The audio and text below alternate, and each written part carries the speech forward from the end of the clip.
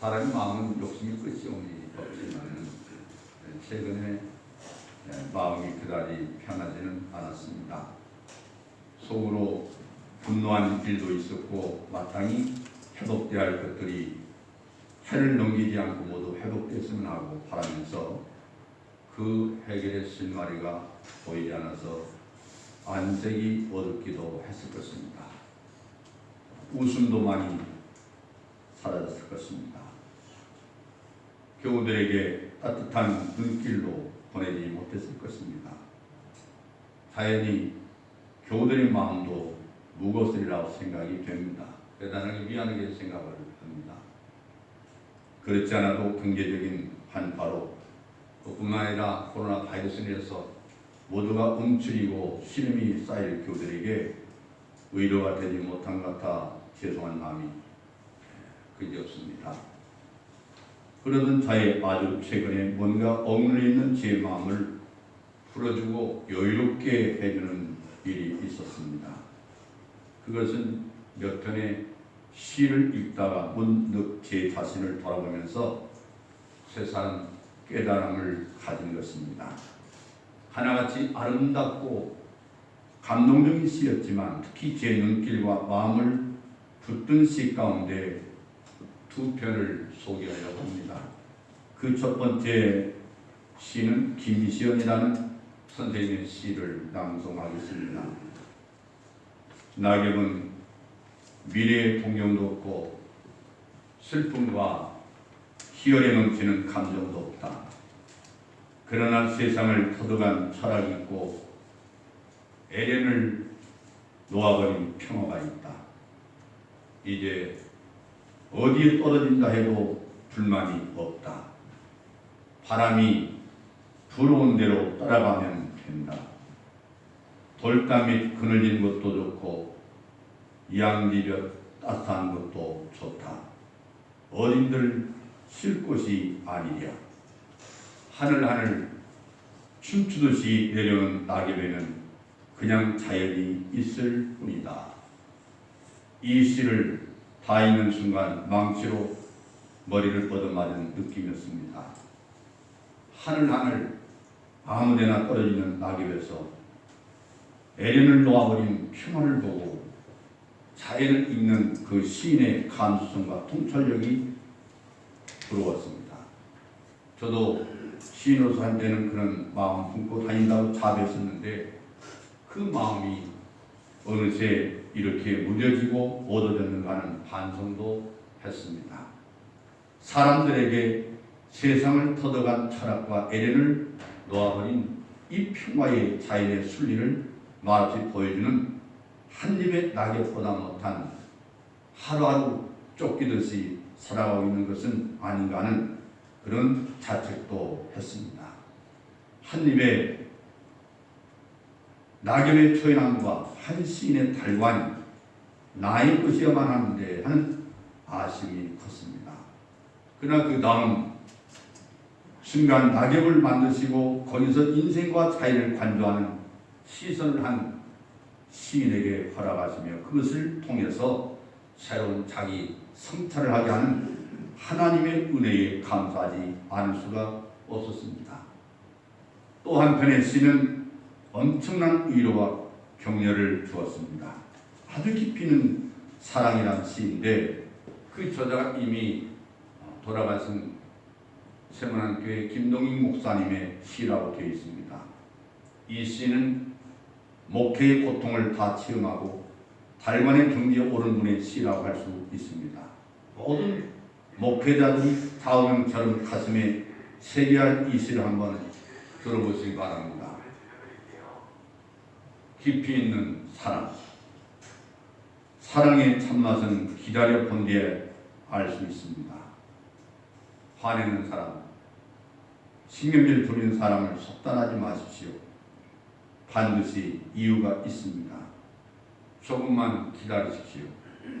깊이 있는 사랑에는 기다림이 있습니다. 오해를 받는다는 것은 참기 어려운 일입니다. 그러나 변명보다는 진실된 발걸음을 그대로 계속하십시오. 때때로 당신이 상대하는 사람들이 상식을 벗어나고 제 욕심만 생각하여 밉게 굴 것입니다. 그래도 그 사람을 사랑하십시오. 당신이 좋은 일을 할 때에 어떤 사람들은 자랑하기 위해 한다고 뒷공론을 할 때가 있을 것입니다. 그래도 좋은 일을 계속하십시오. 당신이 바른 말을 하고 정의 편에 설 때에 당신을 가리켜 위선자라고 비평할 수 있습니다. 그래도 바른 쪽으로 가는 발걸음을 멈추지 마십시오. 당신의 사랑이 인정받지 못하고 오늘 베푼 당신의 착한 일이 내일 잊혀지고 당신의 애정이 오해가 되어 돌아올지라도 바보인 척하고 그대로 사랑하십시오. 정직해서 손해를 보고 솔직해서 미움을 사고 순진해서 눈물 나는 일을 겪게 될 것입니다. 그래도 여전히 순진하고 솔직하고 정직하게 살아가십시오. 사람은 본래 지는 편을 응원한 마음을 가졌음에도 불구하고 실제로는 이긴 사람, 권력 잡은 사람, 돈 있는 편을 따르기 마련입니다.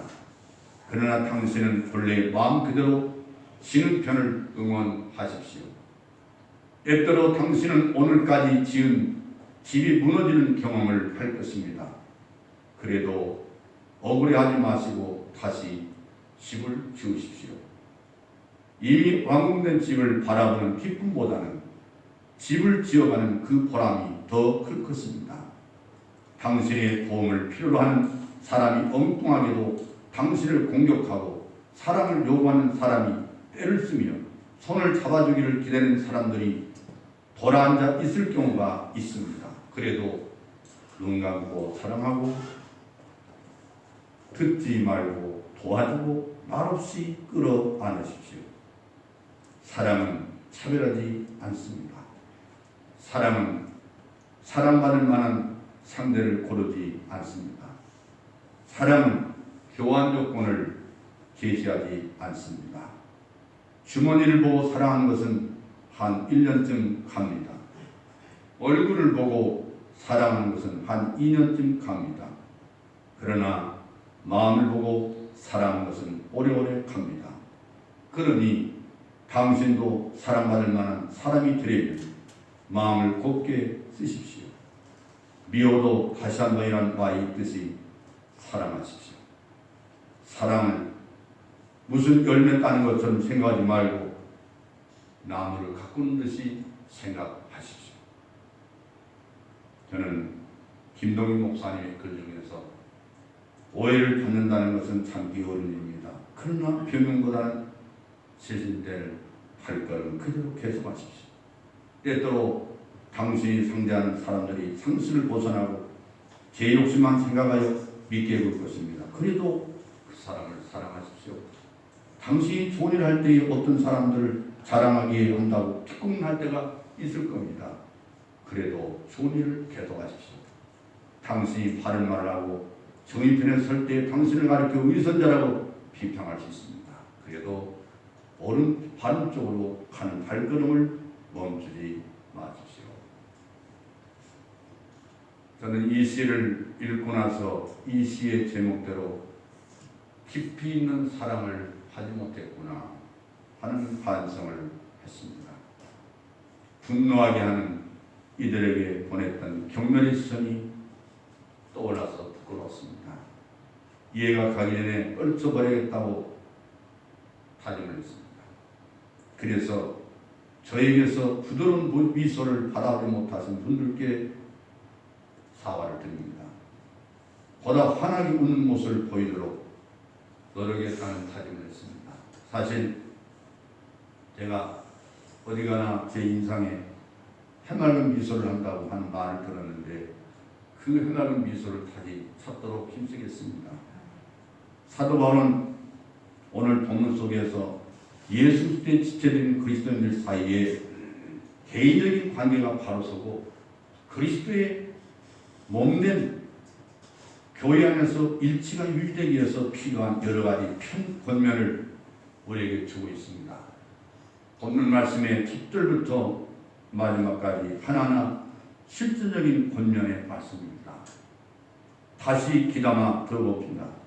그런즉 거짓을 버리고 각각 그 이웃과 더불어 참된 것을 말하라. 이는 우리가 서로 지체가 됨이라. 분을 내어도 죄를 짓지 말며 해가 짓도록 분을 품지 말고 마귀에게 틈을 주지 말라. 도둑질을 하는 자는 다시 도둑질하지 말고 버리격 가난한 자에게 구제할 수 있도록 자기 손으로 수고하여 선한 일을 하라. 어느 더러운 말은 너희 입 밖에도 내지 말고 오직 덕을 세우는데 소용된 대로 선한 말 하여 듣는 자들에게 은혜를 끼치게 하라. 하나님의 성령을 근심하게 하지 말라. 그 안에서 너희가 구원의 날까지 인치심을 받았느니라. 너희는 모든 악독과 노함과 분냉과 떠드는 것과 비방하는 것을 모든 악의와 함께 버리고 서로 친절하게 하며 불쌍히 여기며 서로 용서하기를 하나님 그리스도 안에서 너희를 용서하는 같이 하라. 여기서 버려야 할 것을 버리고 지켜야 할 것을 지키면 교회 안에서 평화와 일치는 저절로 이루어질 것입니다. 무엇을 버려야 하느냐? 거짓을 버리라고 합니다. 도둑질을 버려야 된다고 했습니다. 더러운 말을 버려야 한다고 했습니다. 모든 악독과 노함과 분냉과 떠드는 것과 비방하는 것을 모든 악의와 함께 버리라고 말씀하고 있습니다. 이런 것들은 정말로 교회 안에서 평화를 짓밟고 일치를 깨뜨리는 행동들이기 때문에 그렇습니다. 우리 각자의 이런 모습들이 조금이라도 있다면 이 해를 넘기지 말고 다 버리고 갈 수 있기를 바랍니다. 사도 바울은 특히 분노를 버릴 것을 반복해서 권면하고 있습니다. 26절, 27절 말씀 보면 분을 내어도 죄를 짓지 말며 해가 짓도록 분을 품지 말고 마귀에게 틈을 주지 말라. 분노를 품고 지내는 것은 마귀에 틈을 주어서 우리로 죄를 범하게 하는 일이라고 강조하고 있습니다. 여기서 우리는 아담과 하와의 아들 가운데 하나인 가인의 이야기를 생각하지 않을 수 없습니다. 창세기 4장 1절로 8절 말씀 보면 가인과 그 아우 아벨의 비극적인 이야기가 기록되어 있습니다. 가인은 농사를 했습니다. 아벨은 양을 쳤습니다. 어느 날 두 형제가 하나님 앞에서 제사를 드리는데 가인은 땅의 소산을 정성스럽게 제물을 드렸고 아벨은 양의 첫 새끼와 그 기름으로 제물을 드렸습니다. 그런데 하나님께서 아벨과 그의 제물을 받으셨지만 가인과 그 제물을 받지 않으셨습니다. 그러자 가인 몹시 분해서 안식이 변했다고 했습니다. 얼굴빛이 얼굴게 달려왔겠죠. 하나님께서 가인에게 말씀하시기를 내가 분하여 하면 어찌 됨이며 안색이 변하면 어찌 됨이냐. 내가 선을 행하면 어찌 낯을 들지 못하겠느냐. 선을 행하지 아니하면 죄가 문에 엎드려 있느니라. 죄가 너를 원하나 너는 죄를 다스릴지니라고 말씀했습니다. 그러나 가인은 하나님 말씀대로 하지 못하고 그의 아우 아벨을 들로 데리고 나가 쳐 죽였습니다. 여기서 우리는 사람이 분노하고 안색이 변하면 죄가 문에 엎드리게 됨을 볼 수가 있습니다. 즉 분노에 사로잡히면 자칫하면 죄를 범하게 된다는 말씀이겠죠. 사탄이 우리로 하여금 죄짓게 만드는 좋은 기회와 수단의 하나가 바로 분노하는 사실입니다. 가인의 부모를 유혹해서 하나님 말씀을 불신하게 만들고 교만하게 만들어서 불순종하게 했던 사탄은 그들의 아들에게서 분노를 사용해서 끔찍한 범죄를 자행하게 만들었습니다. 그래서 성경은 도처에 분노를 경계하고 분노를 다스리라고 권면하고 있습니다. 잠언서 22장 24절 말씀 보면 노를 품는 자와 사귀지 말며 울부는 자와 동행하지 말지니 그의 행위를 본받아 내 영혼을 올무에 빠뜨릴까 두려웁니다. 잠언서 29장 22절 말씀 보면은 노하는 자는 다툼을 일으키고 성내는 자는 범죄함이 많으리라고 했습니다. 예수님께서도 형제에게 노하는 자마다 심판을 받게 된다고 마태복음 5장 22절에서 말씀했습니다. 오늘 본문 31절 말씀에 보면 모든 악독과 노함과 분냉과 떠드는 것과 비방하는 것을 모든 악의와 함께 버리라고 말씀하고 있습니다. 다섯은 여기에 노함과 분냄을 언급하고 있습니다. 노함과 분냄은 2021년을 맞기 전에 그 무엇보다도 우리가 버리고 가야 할 것입니다. 본문에는 버리라고 하는 이 부정적인 권면과 함께 지키라고 하는 긍정적인 권면의 말씀도 있습니다. 사도 바울이 무엇을 지킬 것을 권면하고 있습니까? 이웃과 더불어서 참된 것을 말하라고 말씀하고 있습니다. 이 참된 것을 말하라. 우리가 어렵고 힘든 과정이 있을지라도 우리가 진실로 사랑의 마음으로 권면하고 그리고 서로 화목하라는 말씀이겠죠. 돌이켜 가난한 자에게 부자할 수 있도록 자기 손으로 수고해서 선한 일을 하라고 했습니다. 오직 덕을 세우는데 소용된 대로 선한 말을 하여 듣는 자들에게 은혜를 끼치게 하라. 오늘 29절에서 말씀했습니다. 오늘 2020년 보내면서 우리 서로 친절하게 하고 불쌍히 여기고 서로 용서하기를 하나님이 그리스도 안에서 우리를 용서하는 같이 하라고 본문 32절에서 말씀해 주셨는데 그 일을 힘쓰면 모든 교회는 평화로운 마음과 하나가 되어서 이 하나됨을 넘어서 진실하고 사랑이 넘치고 은혜로운 교회와 개개인의 삶이 되지 않을 수 없다고 말씀을 하고 있습니다. 오늘은 2020년 마지막 주일입니다. 2021년으로 넘어가기 전에 버릴 것은 다 버리고 갈 수 있기를 주의 이름으로 축원합니다. 그리고 지킬 것은 더 열심히 지키는 2021년이 되시기를 다시 한번 축원합니다. 여러분 한 해 동안 수고했습니다. 힘들고 어려운 과정 속에서 하나님의 몸된 사명을 감당하려고 하다가도 때로는 인간적인 생각이 누구든지 일어날 수가 있는 것입니다.